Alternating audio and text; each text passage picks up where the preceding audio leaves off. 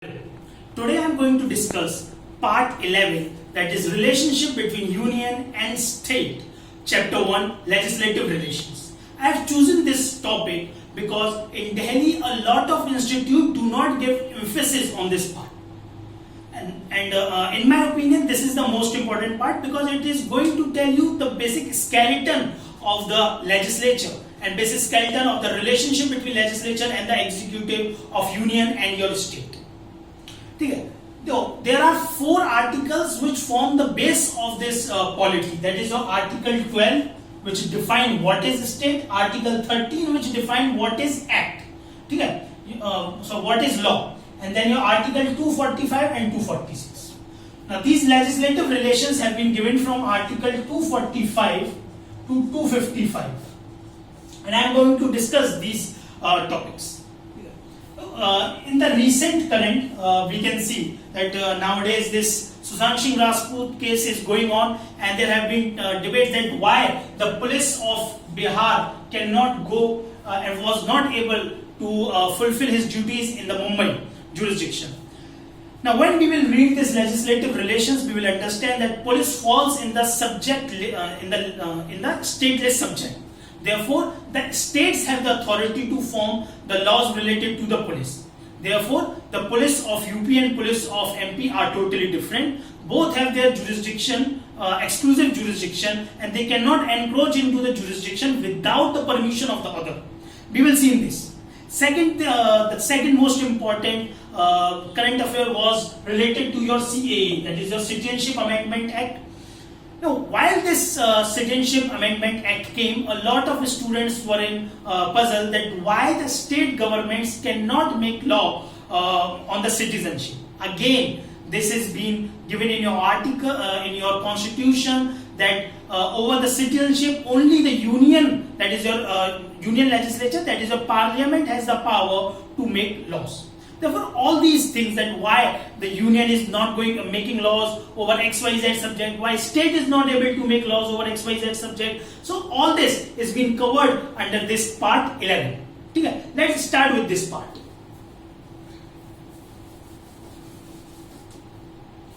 There is Article 245, which talks about the extent. It is talking about the extent of the laws. Article 13 is talking about laws, what are the different types of laws, and what will be the territorial jurisdiction of those laws have been given under Article 245. Article 245 says that Parliament, that is your union legislature, is having the power to make laws for all the states, for all UTs, and for acquired territories.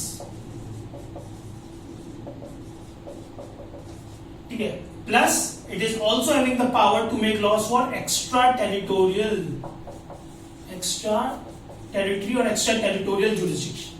Now, all state means today we are having 28 states. Then in all those states, UTs, 8 UTs. So for all those UTs, Parliament is having the power to make laws. And for acquired territories, the acquired territories like after the independence of India, we have acquired the territories of Goa, Daman and Diu from Portuguese. We have also acquired Sikkim through a referendum. So all those territories can be, again, Parliament is having the power to make laws and not the state legislature.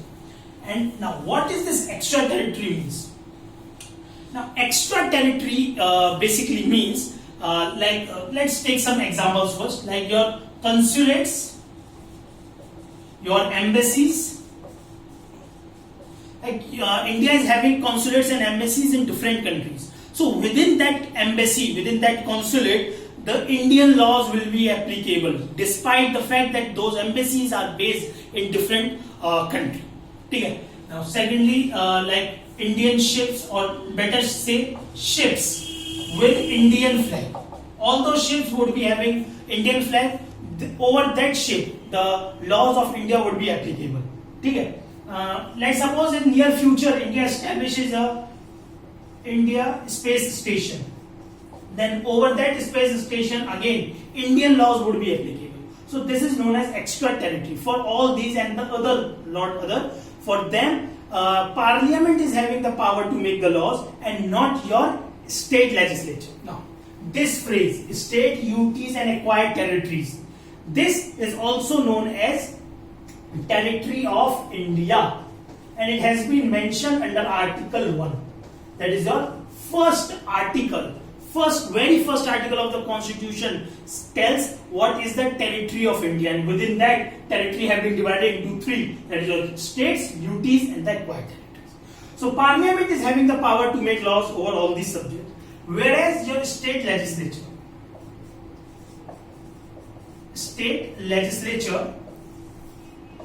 is having the power to make laws only for that particular state. For an example, UP is having the power to make laws only for the UP territorial jurisdiction, MP for only MP territorial jurisdiction, Madhya Pradesh only for Madhya Pradesh, Rajasthan only for Rajasthan, like that ways.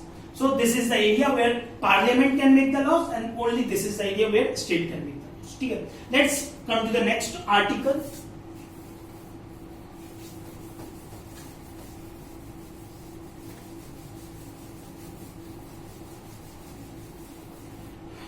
The next article is 246. It is talking about subject matter.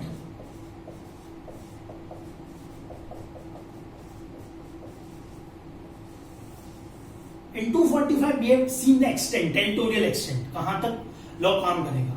अब किन किन विषयों पे law बनाया जाएगा, that is what would be the subject over which the law could be made, has been given under Article 246. Now 246 says that under 7th schedule in Constitution, you are having 7th schedule, there are 3 lists.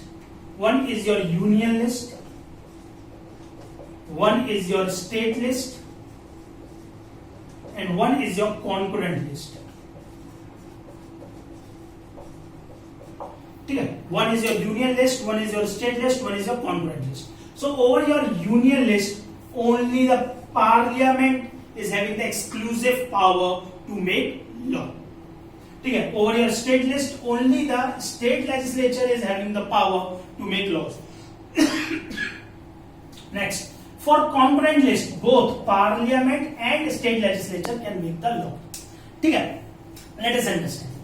Union list, all those subjects like banking, currency, foreign affairs, defense, they all are in your union list. Only the Parliament is having the power to make the laws. Stateless subjects are like land, police. Over them, only the state legislature is having the power to make the law. Next is concurrent list.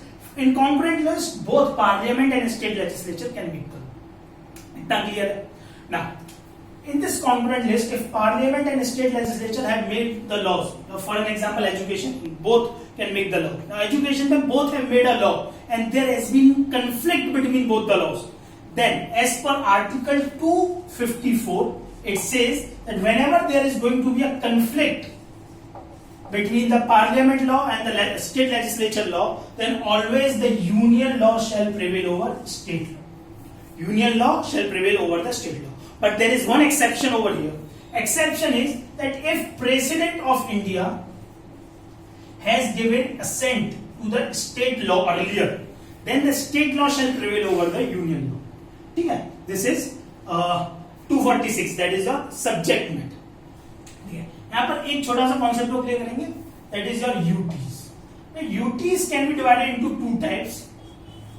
One, those who are having legislative assembly, and those who are without legislative assembly.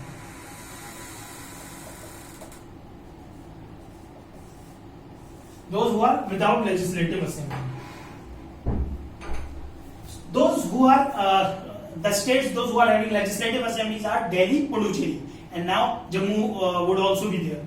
Okay. So these states are these UTs are going to make their laws on the stateless subject. ये खुद से बनाएंगे. But those UTs who are not having legislative assembly, like Andaman and Nicobar, Andaman and Nicobar do not have its own legislative assembly. So such kind of UTs, for them, Parliament is going to make laws on the behalf of the UTs. इतना clear है? Now let us understand few more concepts.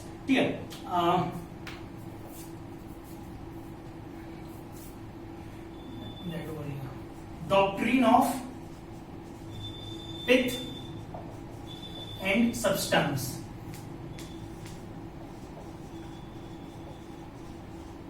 Now, what is doctrine of pith and substance? Let us understand. Since we have seen that in 7th schedule we are having 3 subjects. Now, there can be a time when Parliament make a law over the state list subject, or state legislature makes a law over the union list subject. Then there are going to be conflict. Who is going to solve? Judiciary is going to solve. Under which article? Again, under Article 13. That is a judicial review. In judicial review, Supreme Court generally sees 2 things. One is procedure established by law. First, they are going to see that was the law made by a competent authority? Yes. Was the proper procedure followed? Yes. Okay, the law is clear. If procedure established by law is okay, then they go for the due process of law. Okay? That is based on the basic structure and the other thing. यहाँ पे basically pith and substance में procedure established by law पे देखा जाता है. ठीक है. What they generally see, they see that if there is a law which have been made which is actually based only on the state subject. एक state ने, let's take an example, Bihar made a law on police. ठीक है. और वो police के ऊपर ही law बनाया गया, but there is one provision which implicitly or without the many or implicitly it is also talking about the armed forces. Armed forces में law बनाती है parliament. But in police, there was one provision added which talks about armed forces also. ठीक है. तो अगर ऐसा कुछ encroachment हो रहा है by the other authority which is only incidental, मतलब incidental है, it is for making that law complete. Incidental अगर वो हो रहा है, then pith and substance says that law shall be valid. If a state legislature had made a law which is based on the state list subject, but one provision encroaches over the union list subject, okay, then that incidental encroachment will be considered valid. Okay, that is your pith and substance. There is also one doctrine, that is the doctrine of colorable legislation. A doctrine of colorable legislation says that what cannot be done directly can also not be done indirectly. For an example, directly नहीं बनाया state legislature ने कोई law union list के ऊपर, लेकिन they have made indirectly, then that would be considered not valid. ठीक है.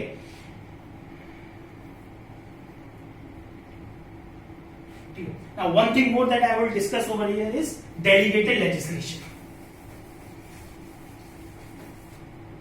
What is delegated legislation?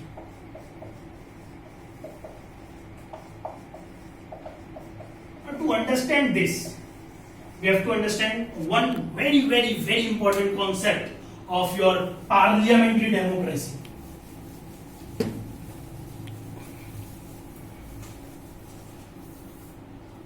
The very important concept of parliament, or the base of parliament, is that there has to be a responsible government. So how that responsibility is made, let us understand. Let's suppose this is your parliament. Okay. This is your Rajya Sabha, this is your Lok Sabha, and over here your president. Parliament comprises of 3: Lok Sabha, Rajya Sabha, and president. Okay, this is your parliament. Okay, that is your legislature part, union legislature. Now there shall be an executive also. This is your executive. This is your legislature. Okay. Your parliament says that this executive shall be drawn from the legislature. What is this? This part. And what is this part?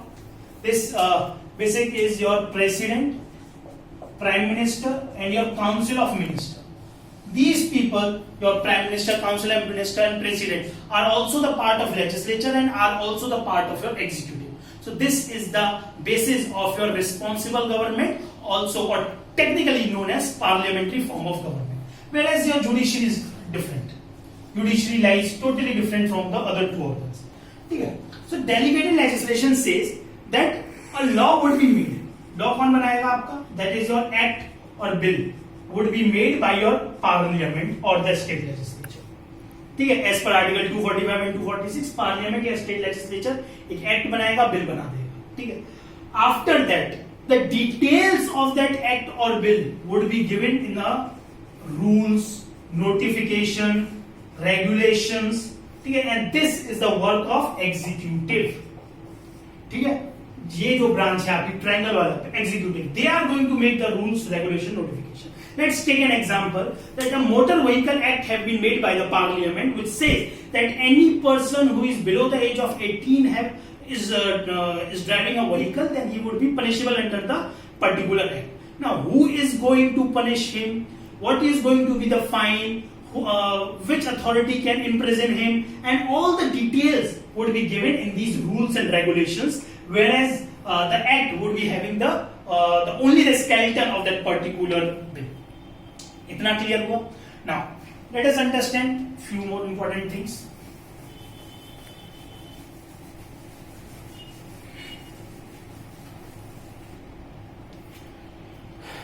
तो 245 was talking about extent, 246 talks about your subject matter.